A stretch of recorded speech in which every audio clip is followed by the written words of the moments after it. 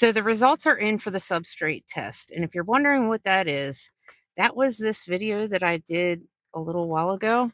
If you haven't seen it, don't watch the rest, stop and go back and watch the video. I'll link the original video for you to watch. So the first thing that stood out was this. The worms actually made a home in the MarinePure gem.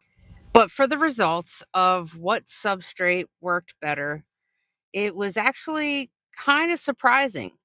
I was leaning more towards the marbles. That's what I originally did this experiment around. I noticed they were hanging out in one of my tanks that I had a couple marbles in. So that's how this experiment came about. The goal was how to anchor the worms in place and allow them to not move and continuously eat.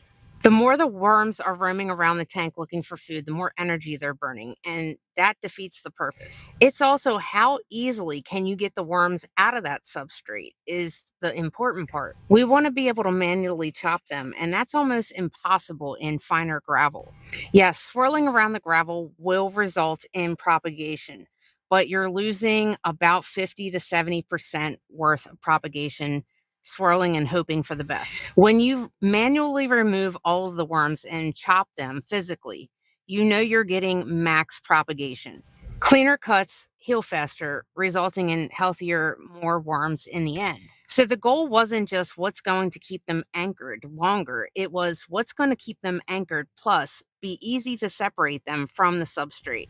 You can see for yourself that the larger pieces that held more moam in between where each piece met yielded a much higher result. Until you build up the moam layer, this may be key to keeping the worms stationary and constantly eating. After the initial period of the blackworms being introduced into a system is inoculated with blackworm bacteria, and it's safe to start feeding your blackworms, this might be a way to keep them stationary, so all they want to do is eat instead of move around to find the food. The food comes to them. It could be a great way to keep them grounded so they stay there and eat until that moam layer builds up naturally. It's just another way to allow you to propagate blackworms faster.